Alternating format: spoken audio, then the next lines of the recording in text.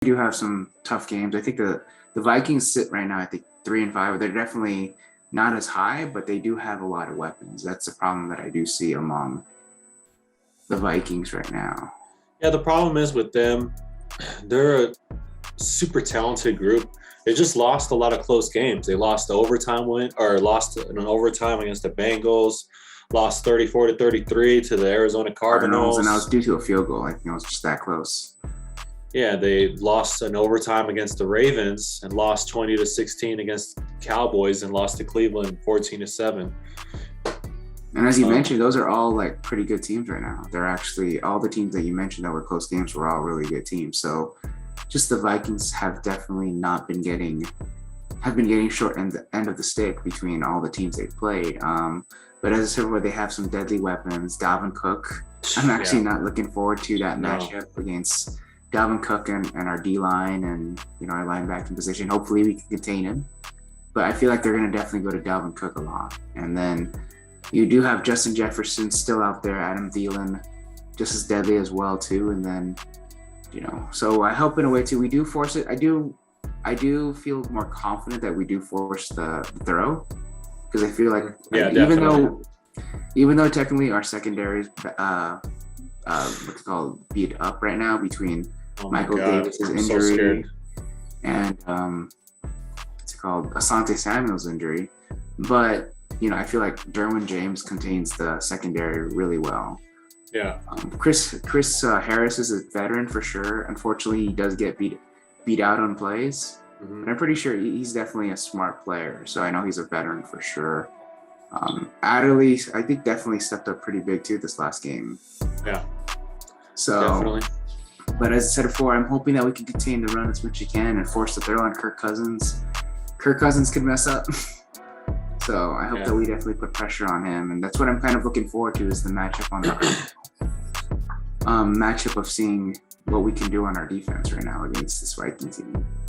Yeah, they're basically going to call halfback dive the whole damn game, and if we ever stop the run, it's just going to be scary to watch our practice squad cornerbacks try to cover Justin Jefferson and Adam Thielen. It's almost like a wide receiver duo matchup on who has the best wide receiver duo. And I'm sure by popular opinion, I would have to agree, Adam Thielen and Justin Jefferson are probably the better duo.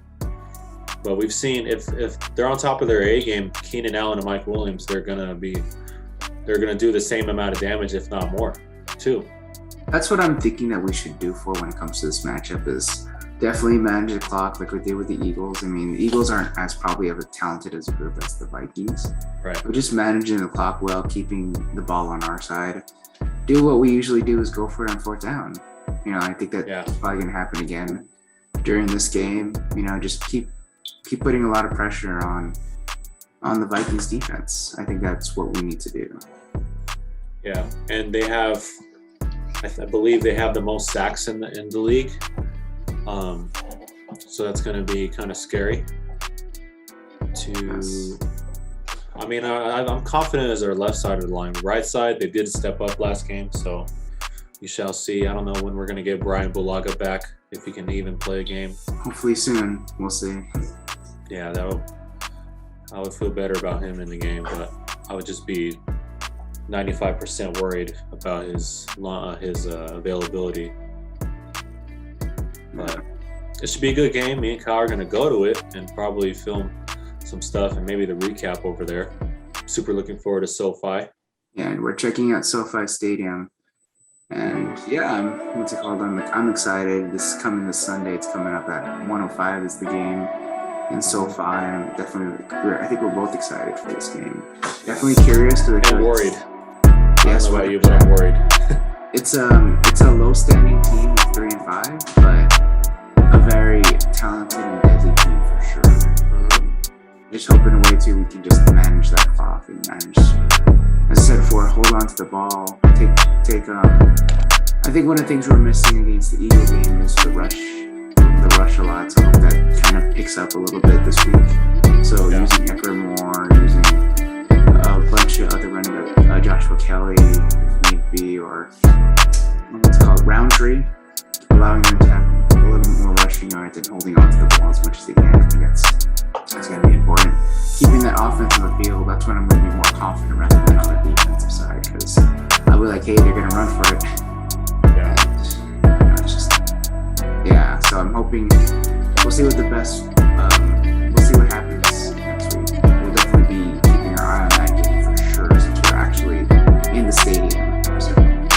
Yeah, the Vikings are currently second in the NFC North to the Packers, which honestly they're going to have to fight for a wild card spot, and it starts with a win here.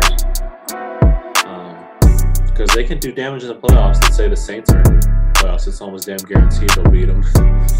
But for some reason, the Saints always lose to the Vikings.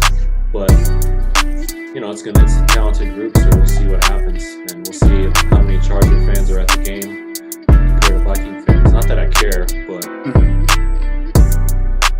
definitely going to be making noise. Yeah, for sure. Yeah, we're definitely excited. It's definitely the middle of the season. November is an important month, I think, for all teams. A lot of teams are pretty close. I don't think necessarily teams are too far back. I think the Texans might be the only one that's too far back at 1-8, but there's a few teams that are, in the mix of possibly getting that wild card spot. I mean, increasing it to 7 teams in the playoffs per conference is big. So we just got to keep fighting. I'm hoping that we can get a divisional win, but I want to keep that record strong. This midweek, as I said before, is very important. Only maybe around, just around 2 more months left of gameplay right now. I think we have week 10 all the way up until I think we're going up to week 18. So we have 1, 2, 3, 4, around 9 more weeks. So we're definitely halfway in. So. Yep. We have the Steelers on Sunday Night Football the next week after, so it's not exactly an easy task. We're playing great defenses, the Vikings, Steelers, the Broncos, and the Bengals after that, so our schedule's no joke still. I mean, the Steelers just put a W on Monday night. Yeah. I remember seeing that. So. Thanks to the refs, but that's another topic.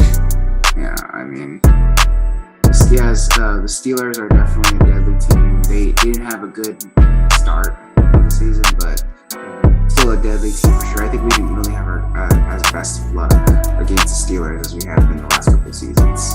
Right. Same with the So Patriots. it's the same. It reminds me of the Patriots. So yeah, we just need to get these wins when we can. The Vikings, we can do it against our divisional rivals. We can do it. So yeah, I mean, we'll see how the matchups are. I think we do have some potential great matchups too. I think we do play the Texans and the Giants, and those are probably must-win games. But yeah, we'll see how the season goes. I mean, I'm hoping to definitely keep the losses to a minimum. Yeah. We shall see a tight AFC West race. So it's possible 3 teams might make it to the playoffs. I don't know. I don't even know if that's possible, actually. Yeah. So I don't know what to expect. I'm curious to see how we do here. But yeah, I mean, still mid-season, a lot of action, a lot of games, so there's just a lot to kind of see. But yeah, we'll definitely hope to give you guys a lot of coverage on the Viking game, as we're going to be there on the field. So we'll have our first-hand action, checking out SoFi Stadium. So yeah, guys, thanks for checking us out. Thanks for checking us out.